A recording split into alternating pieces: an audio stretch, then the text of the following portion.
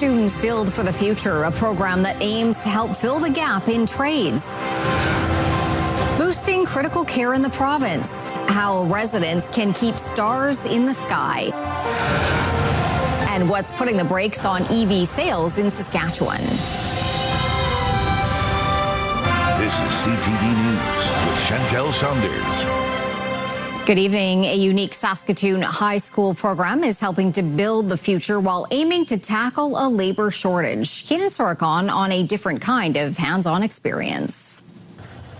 Students at Edith High School's construction program had a slightly different group project compared to their peers.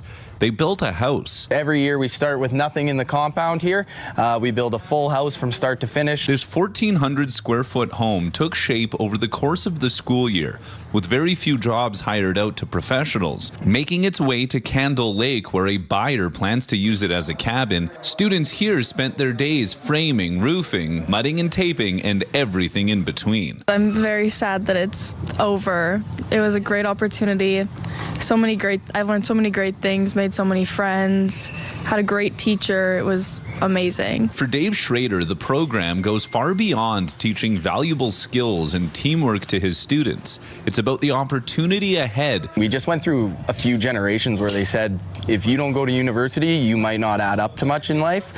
And I think it's the complete opposite of that. It also comes at a time when Statistics Canada estimates thousands of skilled workers will retire in the next few years, with far fewer people lined up to replace them. And with the housing crisis at hand, there will be a great need for these trades in the coming years to build more homes. You can make a very good living, and I like to show my kids all of those options that we have in Saskatchewan moving forward. Schrader wants them to see these trades as the valuable careers they can be, and that's hitting the nail on the head for Hayden Dunser. There's always people looking for trades all around, like you can do anything and there'll always be something for you to do. Schrader stays in touch with former students who have gone on to become framers, bricklayers, electricians, and landscapers, helping prove the Edith construction program already has its fingerprints all over the city.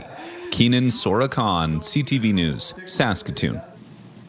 Now to a shooting this morning that left a man seriously injured. Police were called just before 5 o'clock to the 10 block of Sturby Place in the Nutana Suburban Centre area of the city. They arrived to find a man suffering from a gunshot wound. He was taken to hospital with injuries believed to be serious but not life-threatening. Traffic restrictions were in place for a few hours but were lifted late this morning. The SPCA in Lloydminster is looking for homes for nearly 24 cats after they were abandoned at its doors. The organization posted these photos on social media saying 21 cats were abandoned in Rubber-made totes at the doors of Border Paws Animal Shelter. It says shelters are already operating at or beyond capacity and are scrambling to find homes for the animals. It asks people with unwanted pets to call ahead of time instead of abandoning them so they can try to find a solution. They say they will do everything they can to find a home for the cats, but are also warning that shelters are stretched when it comes to resources.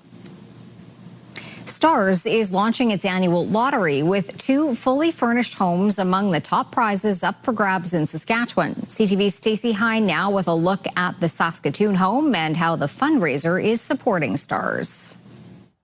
This 2,500 square foot home in Greenbrier, valued at about $1.5 million, is one of the grand prizes up for grabs as Stars launches its annual lottery. It's Stars' largest fundraiser of the year, helping keep its crews in the air for Saskatchewan residents like Thomas Wright. 2 years ago, Wright was dirt biking in the Nesbitt Forest when a head-on collision with another rider left him with a broken pelvis and other serious injuries. I was in a lot of pain and I knew that I needed some critical care.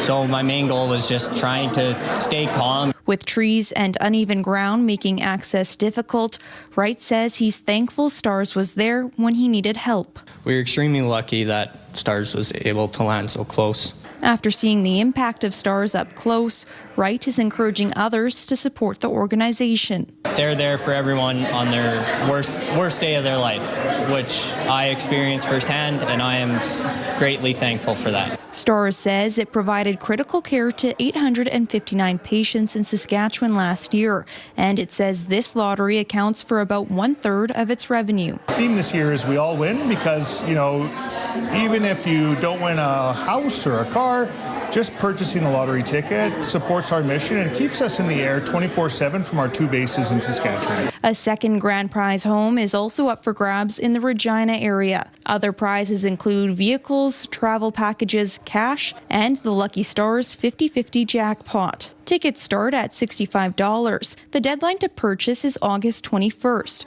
with the final draw set for September 3rd. Stacey Hine, CTV News, Saskatoon. Organizers are getting ready for the annual Rock Your Roots Walk for Reconciliation tomorrow. The annual walk takes place each year in June as part of celebrations around National Indigenous Peoples Day. The event has roots in walks that were taken by residential school students on Sundays. For many, it was often the only time when siblings and cousins were able to reunite. The walk is meant to bring the community together to honor the truth of residential schools, celebrate Indigenous and Métis cultures along with other cultures on Treaty 6 territory. Residential school survivors, day survivors, their families, and celebrating our First Nation and Métis cultures. But it's also about kind of celebrating the mosaic of cultures that we have here on Treaty 6 territory, right? So that's why we encourage everyone, if they have their own regalia from their own culture, to come out and rock their roots with us.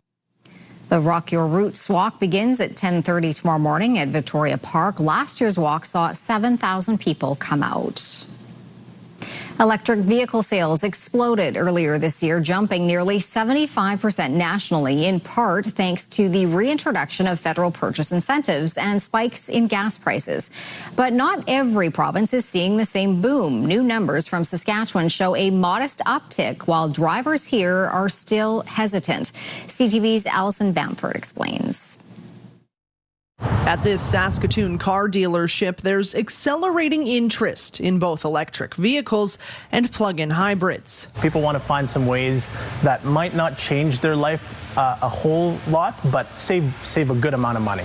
High fuel prices pushed Darlene Buttazzoni to go electric. Higher upfront costs, but we're not gassing up. In March, more than 21,000 new zero-emission vehicles were sold across the country, an increase of nearly 75% year over year. Saskatchewan's trending in that direction, although the incline is nowhere near as steep.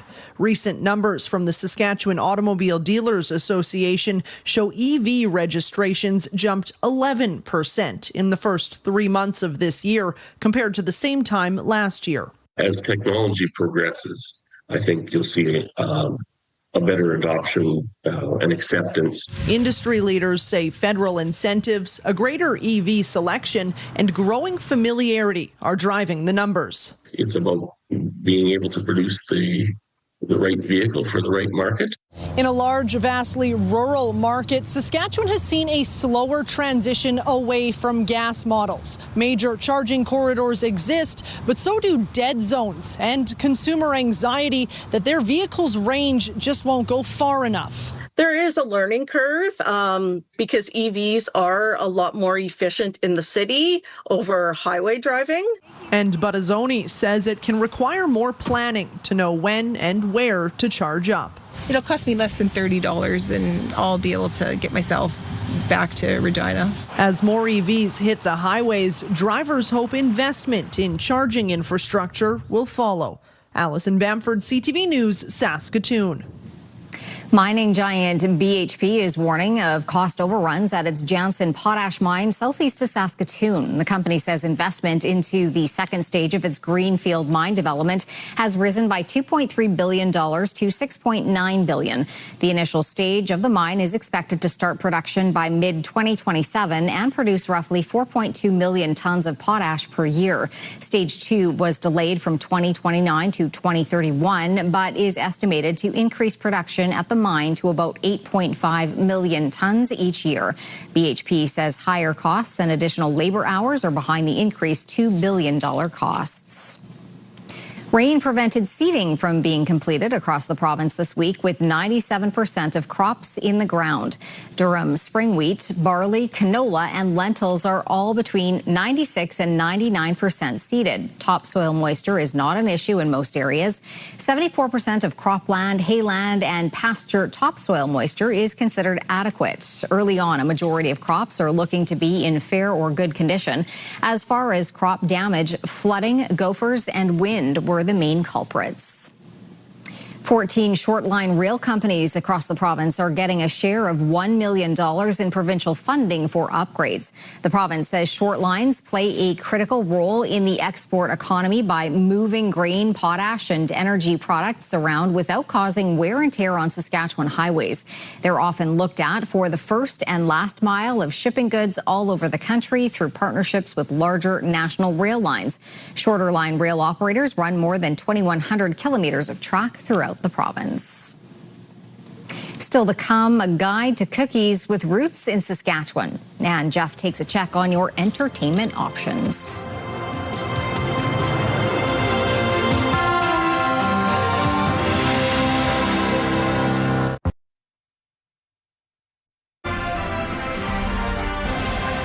You're watching CTV News live from downtown Saskatoon. Thanks for staying with us. Girl Guides have been selling cookies for 100 years. It's one of its main fundraisers to keep the program alive. Sierra D'Souza Butts on the origins of the cookies created here in Saskatchewan. The tradition of Girl Guides selling cookies door to door first started in Regina's North Central community nearly 100 years ago when a group of youth wanted to raise money to go to camp at Last Mountain Lake. Had to fundraise somehow, so they decided to bake and sell cookies. The recipe for those cookies was crafted right here in Regina, originally selling for 10 cents a bag. They baked sugar cookies, packaged them 12 to a paper bag, and went door to door into their friends and family and sold them, and they were able to go to camp. Being a part of the group for 10 years now, Elena says door knocking has allowed her to become less shy. The Girl Guide program has helped me come out of my shell more. I started talking to more people, and I kind of have to when I go door to door because you can't just stand at the door and say nothing. The 15-year-old first joined Girl Guides because of her mother, who has been a member since 1990. However, the history of the organization dates back to 1910. The money raised from cookie sales helps cover program costs for young girls to attend camps, travel across the country, and more. Last summer, we took 19 teenagers to British Columbia for 12 days, and for some of those kids, that was the first time they'd left Saskatchewan, and so cookies were a big part of our fundraising for that. Although how the cookies are made and sold has changed over the decades, volunteers are what keeps the Girl Guides thriving. Volunteers are so important for Girl Guides because they just help with everything. My mom, for example, does literally everything. She's helped us make craft kits. She's helped us sell cookies. She's made posts on Facebook. Adding, Girl Guides has been a space for any girl to be part of a community. Sierra D'Souza Butts, CTV News, Regina.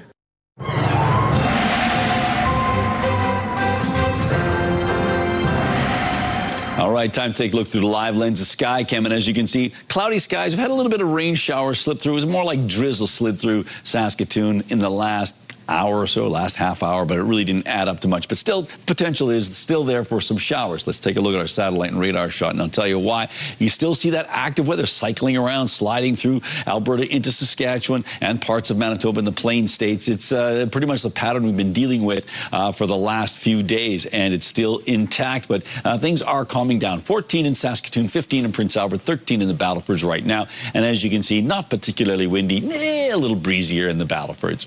On to our almanac for Saskatoon. 19 for a daytime high today, 4 degrees below seasonal. 32 is the record from 1988. And as you can see, the sun's going to go down at 9:30. Our hot spot, that was Outlook at 20, Rockland, the cold spot at 3. Around the province we go, the larger communities, 10 degrees in Lloydminster, 14 in Swift Current, 20 in Yorkton, 17 in Regina, Estevan, 16 degrees. In central parts of the province, temperatures ranging from 13 degrees in the Battlefords up to 18 in Wynyard and Hudson Bay. Up north, Temperatures are in and around that 12-degree mark for most locations. A little warmer in Buffalo Narrows and Sandy Bay Island Falls, and not a lot warmer, but a little warmer in the Southland. 20 degrees in Melville, 16 in Carlisle, 17 in a few other places. A lot of places around that 16 or 17-degree mark.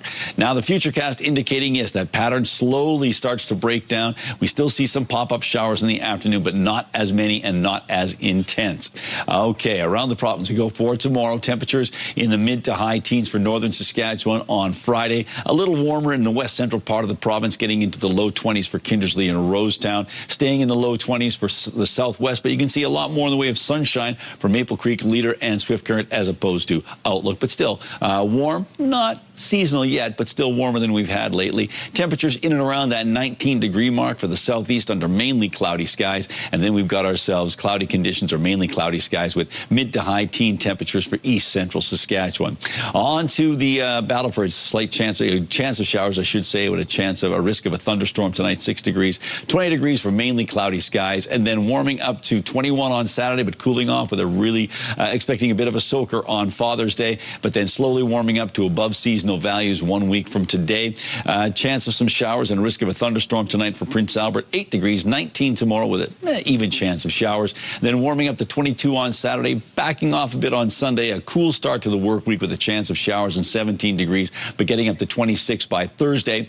And taking a look at Saskatoon, we've got ourselves 8 degrees, a 60% chance of showers with a risk of a thunderstorm. The wind's backing off. The winds pick up a little bit tomorrow, 19 degrees, mainly cloudy skies. And then, as you can see, the 7-day forecast looking good on Saturday. Kind of wet for Father's Day, and a wet start to the work week as well, but 21 degrees on wet Tuesday, and Wednesday 23 and 26 on Thursday. All right, quick look at our situation with our rural forecast. As you can see, temperatures for the most part hanging around the high teens, a little warmer in Kindersley and Outlook, 16 in Hudson Bay, a chance of showers in Wynyard. And then down south, we've got ourselves, we've got a little bit of shower activity in the Broadview area, but for the most part, we're looking at temperatures in the high teens and low 20s. Does that include Merrifield? Yes, it does. As you can see, we've got ourselves temperatures of 18 degrees, winds out of the northwest 20, gusting to 40. And don't forget, Merrifield is one of the places where internet plans of up to 1 gig are available from SaskTel.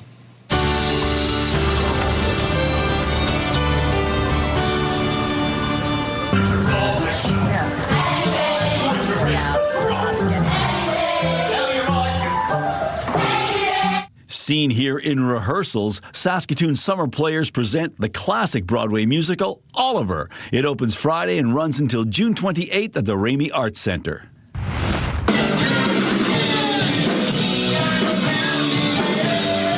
Friday night, Hard to Handle will be blowing the roof off of Buds on Broadway. Showtime is 9:30. Every week in hometown, we make the fresh new clothes. It's never blue in hometown, it is home.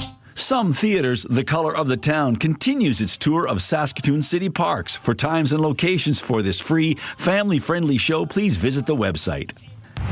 Try to let it ride. The Real Canadian Superband provides the rock for Rock the Pantry, a benefit supporting the Saskatoon Food Bank and Learning Centre. That's Saturday night at Buds on Broadway.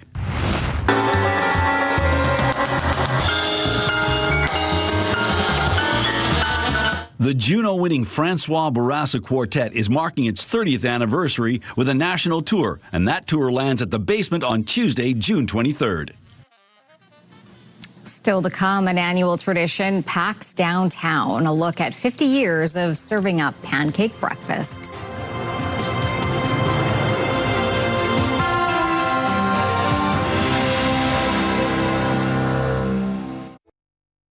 Here's what's happening in our community. Rock the Pantry is back for a 3rd year. The Real Canadian Superband is collecting food and money in support of the Saskatoon Food Bank and Learning Centre. That's Saturday, June 20th at Buds on Broadway. National Indigenous Peoples Day is being celebrated at Wanuskewin Heritage Park on Sunday, June 21st between 10 and 4. Admission is by donation.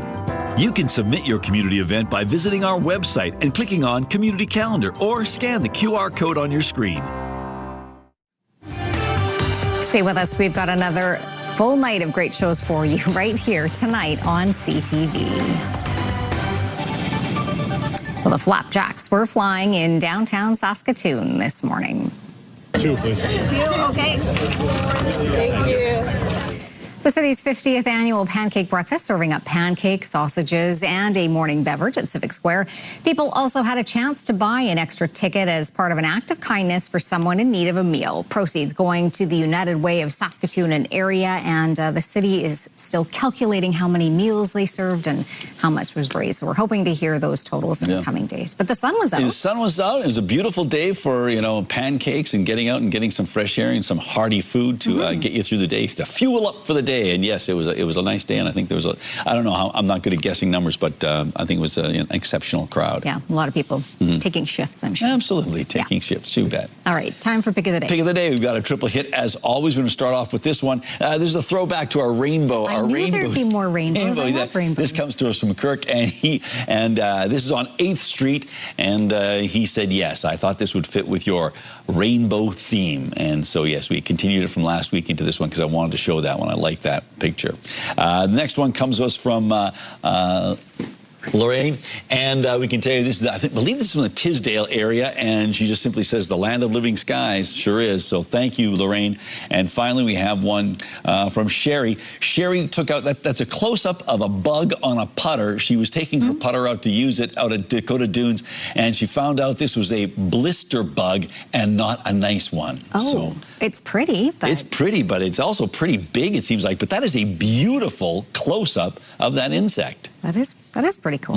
Exactly. So thank you to all for sharing those images. And if you'd like to share an image with us, you can do so by sending it to cfqcnews@ctv.ca, or you can scan the QR code on the screen that you see right there, and that will help you get those pictures to us. I saw a rainbow on the way home last night, but did you? I was driving, so I couldn't take a photo. Exactly. For you. So sorry. Now, do people make a wish on the rainbow? Is that a thing? I don't know. I didn't. Okay. Didn't know it was a thing. I don't know if it's a thing. That's, We'll find out. Okay. Yeah. In case anybody's wondering, Canada won over Qatar this afternoon 6-0. So if you weren't tuning in. Yes, it was a bit of a steamroll, but a significant injury to one of the Canadian players. So we'll have to be wary of that as we go forward. I think our next game is next week against Switzerland. Yes. All right. Weather-wise, we're still thinking it's going to be a soggy half a weekend? Yeah, half a weekend. Right now, Saturday's looking very nice, but many parts of the province, including Saskatoon, are expecting a soggy Father's Day. Thanks for watching. Soggy Father's Day. Bye.